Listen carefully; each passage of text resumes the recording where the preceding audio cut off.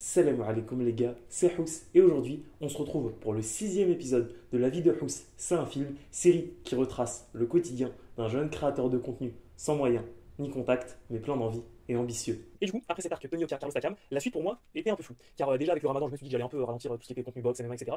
Et surtout, c'est qu'il y avait un gros projet qui était dans le four, dont je vous parlerai plus en détail dans l'épisode prochain, c'est le reportage et le documentaire sur Slam. Étant donné qu'il y a déjà eu 2 vidéos qui sont sorties sur ma chaîne concernant Slam et qui parlent du moment du tournage jusqu'à celui de la diffusion, cet épisode d'aujourd'hui va s'articuler surtout autour de l'après-diffusion et de tout ce qui gravite autour de ces 2 vidéos. Du coup, on se retrouve le 21 avril, soit 3 jours avant la première émission diffusée, car c'est ce jour-ci que j'ai décidé de faire l'annonce comme quoi je retournais à Slam. Et si j'utilise le terme annonce, c'est parce que j'avais décidé de faire les choses en grand. Alors mon premier passage en 2021, il était très discret, il n'avait pas fait tant de bruit que ça, mais je me suis rendu compte d'un certain engouement qu'en fin 2022, il y a un mutuel à moi qui a partagé un extrait de ce passage, enfin un extrait de l'émission sur Twitter et que j'ai vu genre plein de gens me dire ouais c'est quand que tu retournes, c'est quand que tu retournes, etc. Du coup, étant donné que j'étais attendu au tournant, je me suis dit que j'allais mettre les petits plats dans les grands. Par contre, ça ne veut pas dire que je suis retourné à Slam juste pour ça. Moi, Slam, j'y participe avant tout pour moi, parce que je kiffe le jeu, parce que je sais que j'ai un bon niveau et surtout parce qu'il y a un gros cachet à prendre. Mais également parce que, comme vous le savez, grâce à la plupart des projets sur cette chaîne,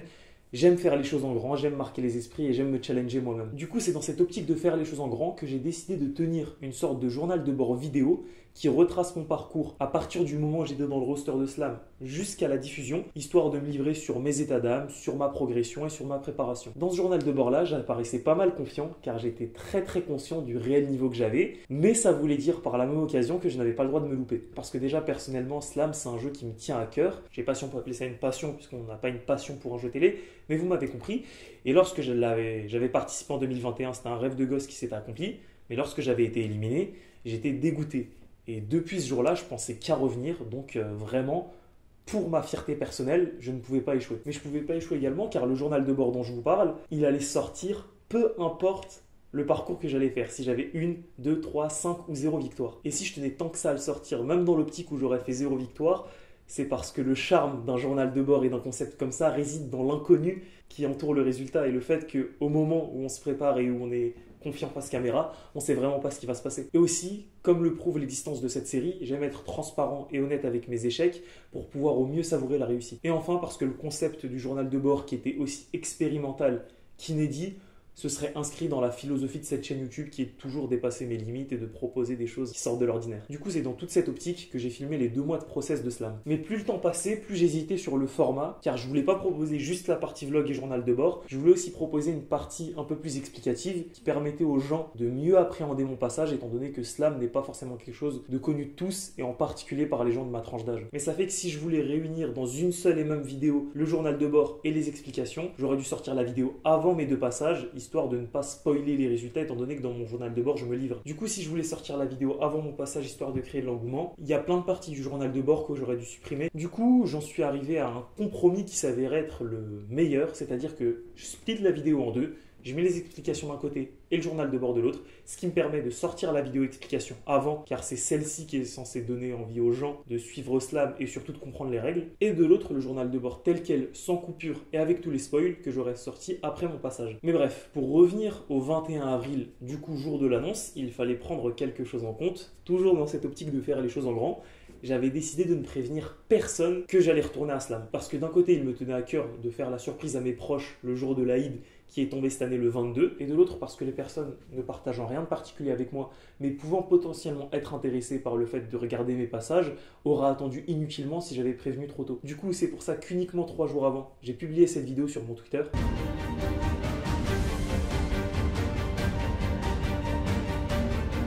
Oui, il est bien là, Zinedine Zidane après une parenthèse d'1 an.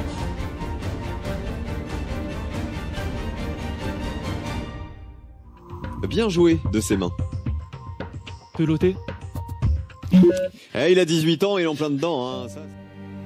Trailer qui avait pour but de teaser la vidéo explication qui sortirait le lendemain, mais surtout d'annoncer mon passage qui lui avait lieu 3 jours après. Concernant la vidéo explication, elle avait fait 300 vues en un week-end, ce qui était vraiment pas mal concernant mes standards de l'époque. Mais après ma première diffusion le 24, elle a presque atteint les 1000 vues, et après mon 3e passage le 26, elle a dépassé de près les 2000 vues. Ce qui en faisait, et c'est d'ailleurs toujours le cas, ma vidéo hors sport de combat la plus vue de ma chaîne, et j'en étais pas peu fier car c'était seulement la vidéo explication. C'est pourquoi à ce moment-là, j'étais persuadé que la vidéo du journal de bord, qui elle était très conceptuelle, très expérimentale et qui sortait après toute la hype qu'avait créé mon passage, allait vraiment faire un raz-de-marée. Et c'est ce qu'elle avait commencé à faire, car en 24 heures, elle avait dépassé les 400 vues, mais le rythme s'est nettement essoufflé. Peut-être en raison du watch time et de l'imprévisibilité de l'algorithme, elle a plafonné à 800 vues. Du coup, j'étais un peu dégoûté car j'avais vraiment une très haute estime de ce projet et que j'aurais kiffé que ça se concrétise par les vues.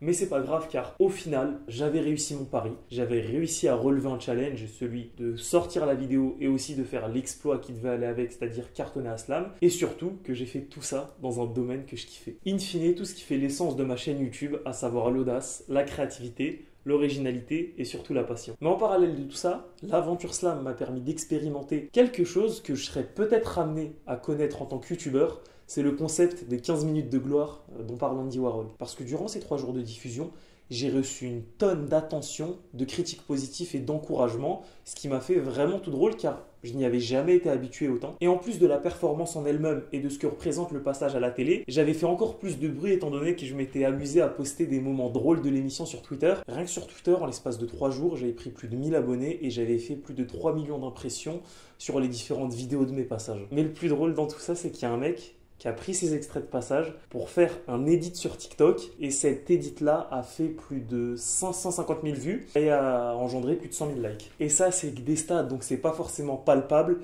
contrairement à tous les messages de félicitations et d'encouragement que j'ai reçus durant cette période. Tout ça fait que j'ai vécu un phénomène particulier qui est que pendant 3 jours, j'ai reçu plus d'attention que je n'en ai jamais eu dans ma vie et que tout ça s'est arrêté dès le lendemain. Et malgré le fait que je sois quelqu'un qui me contrefout du fait d'être célèbre et de la célébrité en général, je dois reconnaître que c'était assez particulier puisque déjà c'était inédit, mais surtout que franchement j'y ai pris un peu goût parce que c'est pas comme si on m'encensait pour quelque chose de minable. On m'encensait pour quelque chose qui, dans l'absolu et de manière objective, est assez respectable. Le fait d'avoir gagné et d'avoir performé sur un jeu télé national et en plus qui est en rapport avec la culture, le vocabulaire, la rapidité, etc.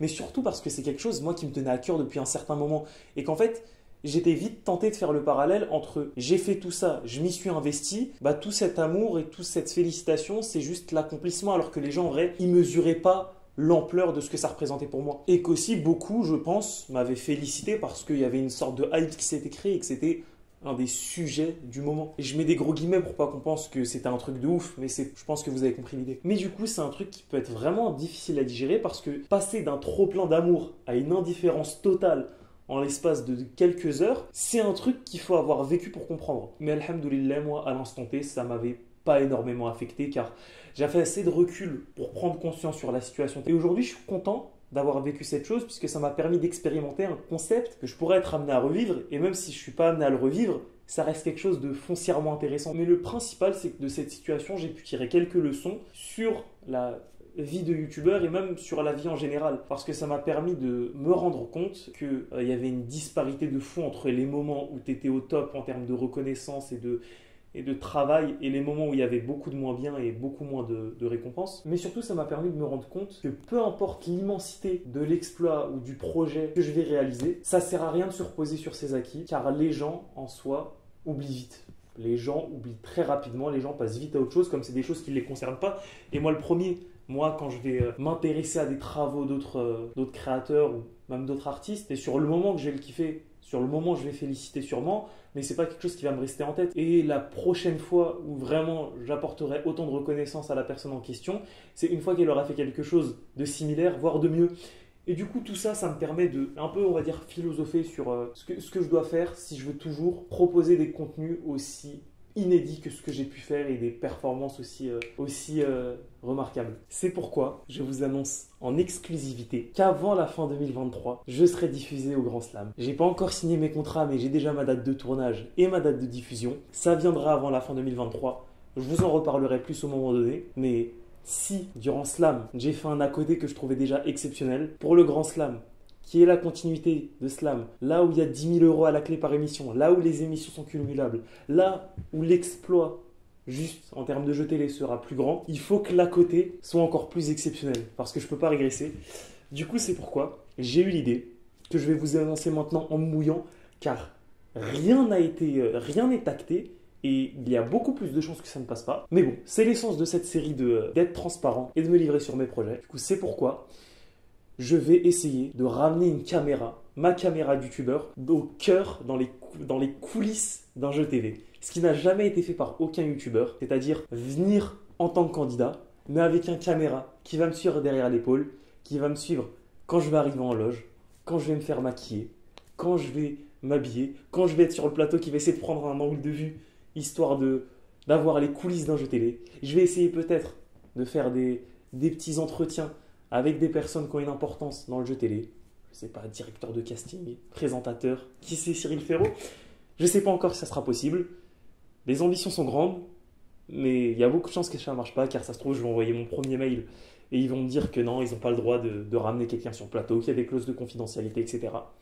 Mais bref, si je me mouille, c'est parce que, comme le prouve cette série, c'est en se fixant des objectifs vraiment très, très compliqués à atteindre que si je les atteins, ils seront d'autant plus savoureux.